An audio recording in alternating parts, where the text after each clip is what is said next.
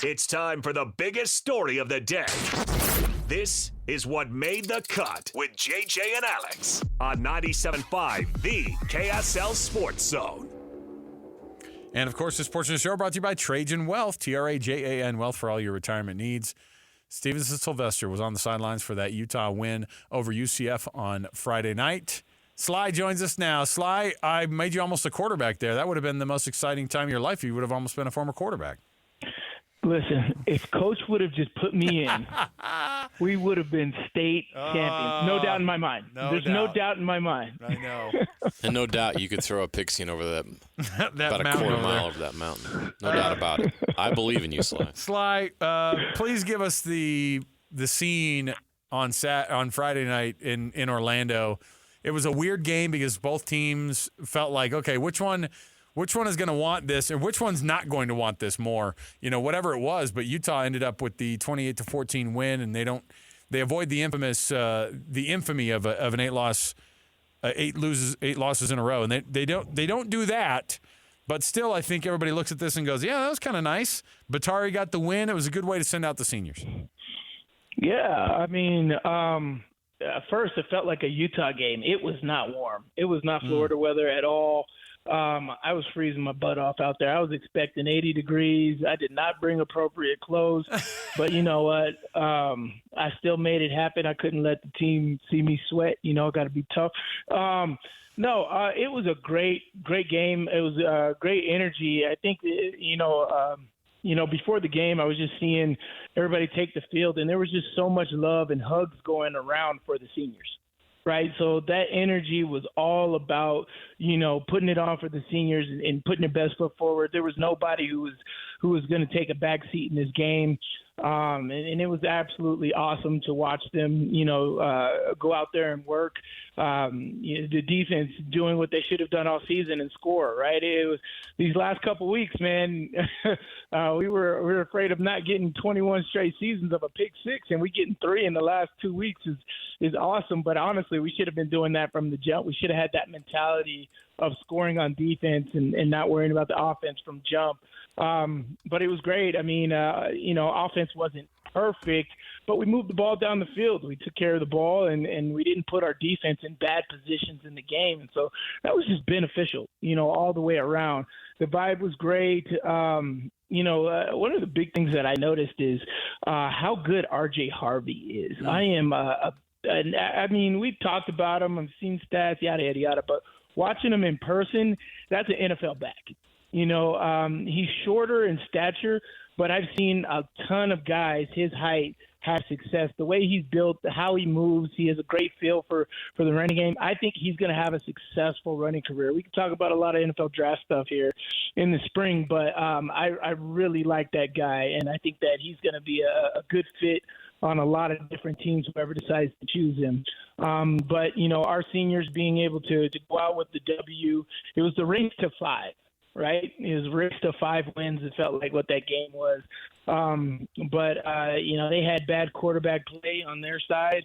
Things weren't going well, but, all counts to our defense, putting pressure on them. But the scene in the locker room, after the win, everybody being elated, it's a very different vibe. We haven't won since, September 22nd. Oof. And, just doing post-game interviews and everybody's energy after the game was just so different, and I miss those days for sure. Yeah, the team and the program badly needed that win, but now everyone's focus turns to next season because this season was such a disappointment, and we're going to get into all the stuff that we can look forward to. I got to start with Kyle Whittingham because I think that's the first domino that needs to fall. You know him really well. You played for him. You've been around him. You were even around him this weekend. Do you have any gut feel on what he's going to do, and what do you think is going to be the difference in his decision? What's going to make the difference one way or the other? I mean, ultimately, the difference is going to be when he wakes up. He's going to say, Coach Witt's a goal-orientated guy, right? So he's going to have a date, whether that was today, maybe it's not announced publicly, whether that was today, tomorrow, Wednesday, by signing day, whatever it is. He had a date in mind where he wanted to make his decision known at that moment. And the difference is going to be what he feels that morning. He could have tons of conversations with his wife Jamie. He could talk to his kids and family and all this stuff, and it could all change that morning. Because he's still a competitor, man. Even at his age, he still has that athlete, competitive nature, mindset. He loves the game of football. He talks about not being Lavelle or his dad, but I'm just like, you got that blood in you, man. That's that football blood, and it's so hard to pull away from, especially when everything's in place already, right? Everything's in place, and so you would really have to uproot yourself and get out of that. But ultimately, just the feels of everything. And I don't know if, this was just something that where, like, just in case I did make a decision not to come back, let me make sure I soak this in. But I got a lot of that feeling, in Orlando where he was kind of soaking in that last moment, right? And it was very hard, I think, to even watch. I was a part of his first recruiting class as a head coach, and just to see his journey and be here for this game, it was kind of special. But, I hope he comes back. That's mine. I think he has one more year in him. And then call it quits after that. But ultimately, in all, I really don't have a clue. But if I was guessing, I would say that was his last game. Wow. I think that it's going to have to be after they figure out an offensive coordinator before he at least makes public what that decision is. With the news that Ben Arbuckle takes a job at Oklahoma, how close do you think they really were in trying to buckle down somebody like him versus how open is the search been, or were they pretty set on trying to get him and then everything fell through? No, I mean, it's as you said, nobody wants to be somebody's second choice, right? Mm-hmm. But ultimately, I think these guys are kind of getting used to the recruiting process with how the athletes and these high school guys have treated these guys and flipping their decisions and decommitting and going all this. I mean, Coach Witt said it kind of in the post game where he's just like, it's an ongoing thing. Even when you say you got somebody, it's not really said and done until they're actually here, right? And so, these guys can flip and do all kinds of different things. And apparently it's the same thing with the coaches. I mean, I don't know if it was solidified, but they've probably been talking to a few people. As I said, they've been doing the OC search for a few weeks, and it's not something that they've taken lightly. They've been very aggressive with it. So I think they have a few people that they want. They just haven't got it figured out yet. And so I don't think Coach Whittingham's decision will determine on that. Even publicly, I don't think that that's something that they're waiting on. I think that the transition from a head coach to another head coach is not easy, even when it's been known. So I think they're just making sure everything is all good to go if they are transitioning this year.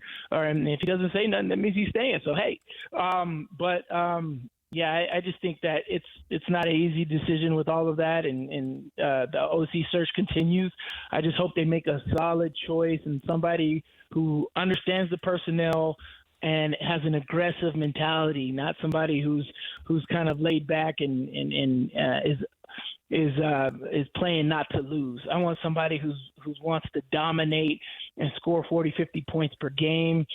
Do it respectively, of course, but score 40-plus points per game because this defense, if they can hold people under 20 points per game and you're scoring 40, you're going to win a lot of games. I agree 100%, and they've got to find the right guy here in the right system and the right identity, and this is an opportunity to define the identity of offense at Utah for the next decade or so. And so this is a massive hire for them, and Morgan Scalley's obviously going to be really involved in it.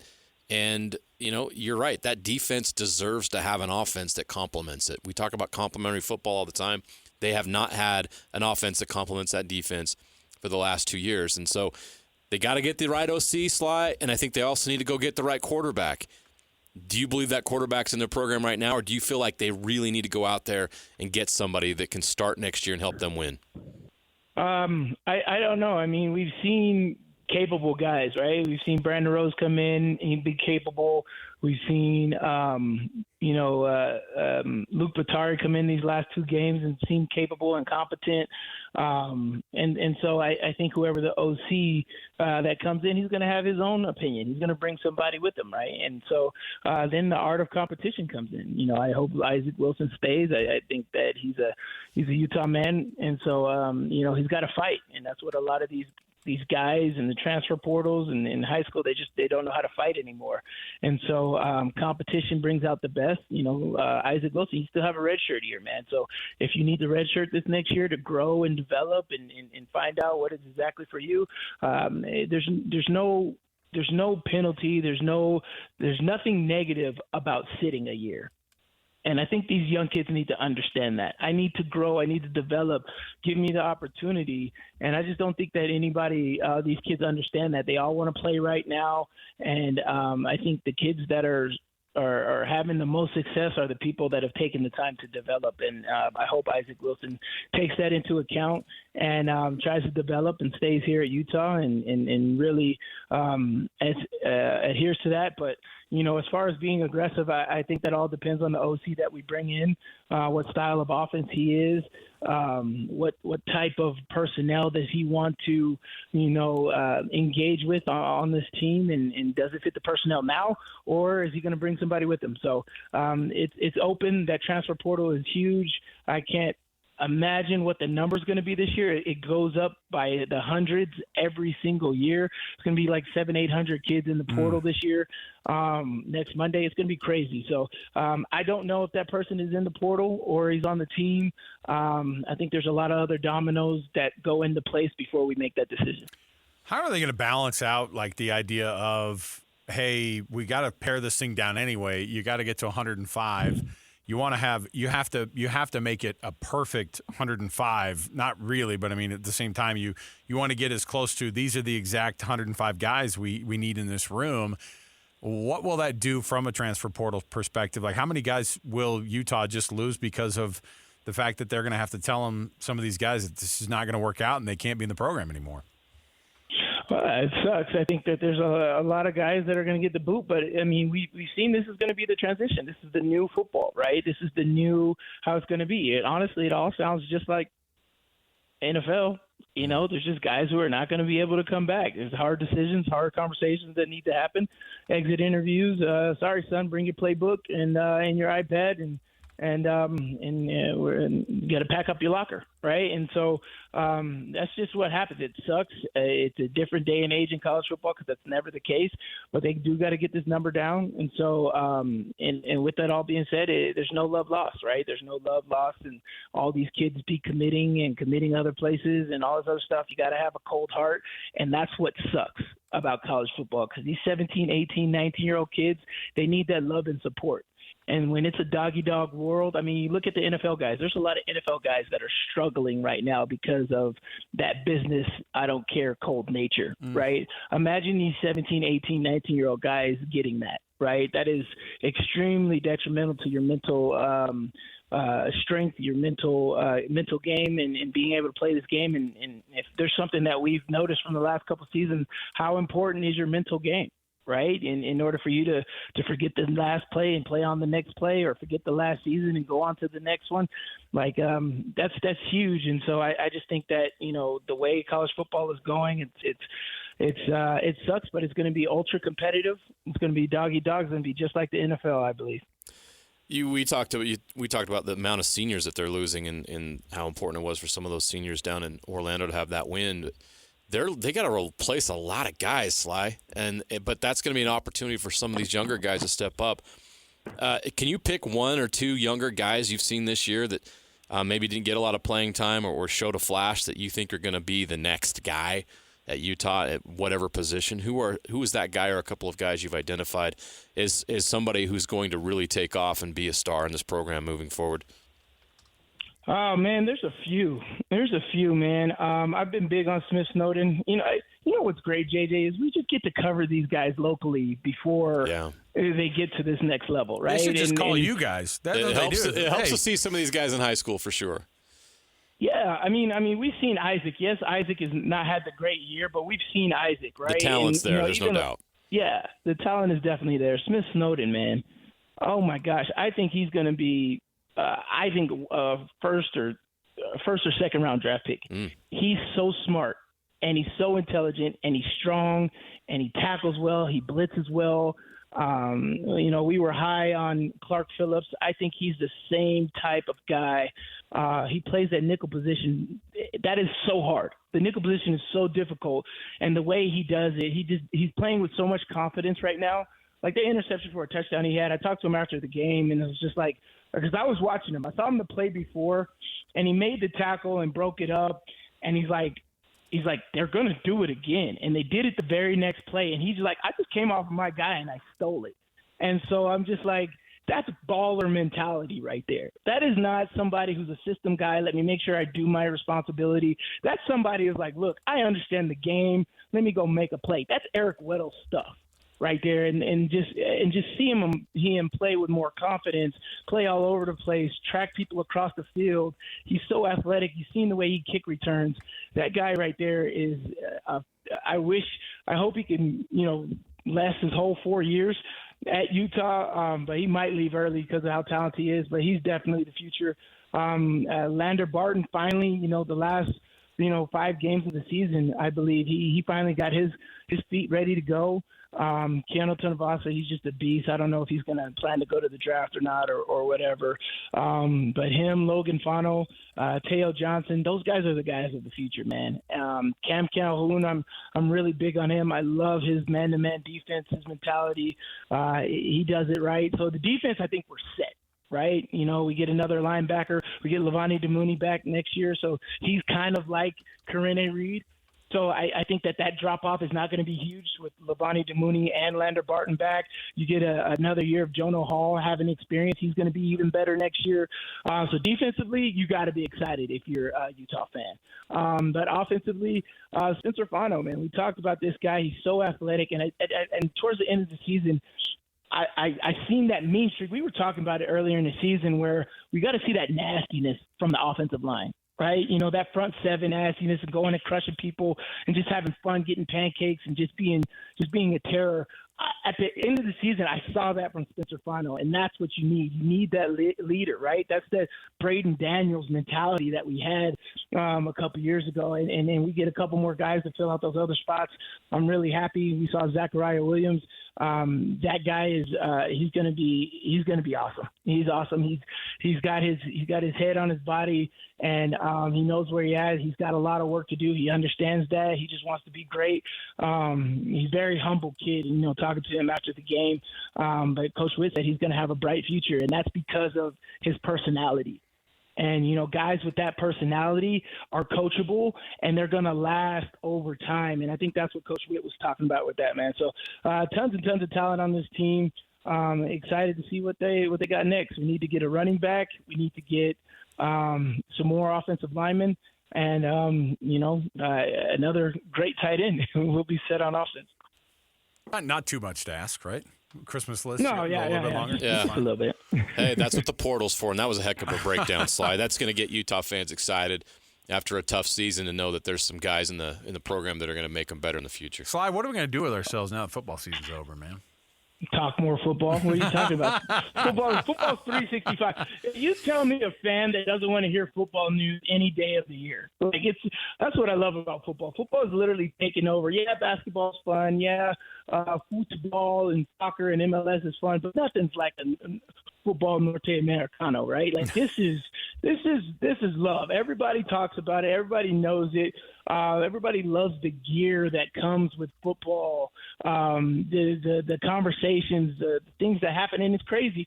There's only 12 games a year in college, 16 in NFL, but it's just taking off. Whether it's NFL, local guys, JJ, we cover it every week. The guys from locally around here that are making it pro, fans are attached to them. There's conversations we can have every single day of the year. Stevenson Sylvester. Sly, of course, phenomenal season we've had with you, buddy. We appreciate all the breakdowns every week that you give us, and something tells me you're still always going to be heard on the program throughout the year. It is a 365 deal, and you're much more well-rounded than just a football genius that people make you out to be. We need to have a movie show with Sly. I was going to say, he's our pop culture expert. Yeah, man. That's what we need to do. Oh, pop culture? I'm so old, man. I'm trying to look out for that quarterback position you were trying to put me in at the beginning of the show. So, you know. We can do a landscaping show as well. Oh, hold on a minute. We're all fully old man at this point. Oh, yeah. Sly, before we get you out, though, what about your Steelers, dude? Hey, what have we talked about, right? It's like, but for real, it's like, look, if we get a quarterback that could just take care of the football, just show a little bit of competency, that's all we need. He doesn't need to be all world. He doesn't need to be, all NFL, anything Patrick Mahomes. He doesn't need to do that. Why did he do that in Denver? Oh, where was that guy the last 2 years? It's culture. No, it's culture. He's right. He's right. It's culture. You got to have a good football culture. You got to have a winning culture. The culture you can only get in Pittsburgh. Get out of here with that.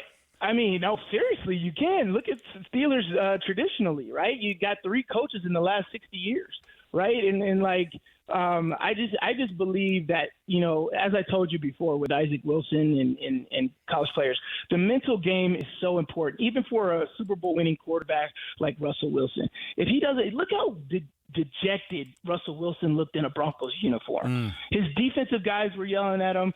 Sean Payton was yelling at him, even when he had the same exact statistics as Patrick Mahomes, but support, right? Even when Patrick Mahomes does terrible stuff. Look at us throwing Patrick Mahomes in there again.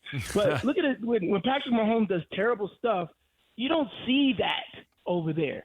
Even when in Pittsburgh, right? He threw a pick 6 at the beginning of the game this weekend. They stuck with him. And he went on to have the second most yards he's ever had in his career. And so, it's support. It's just a different atmosphere from the teammates to the coaching staff, administration, just everybody around. It's a family affair. I've, of course, been a part of that organization, so I get it. I know, man, and that's just perfect for Russell Wilson to do.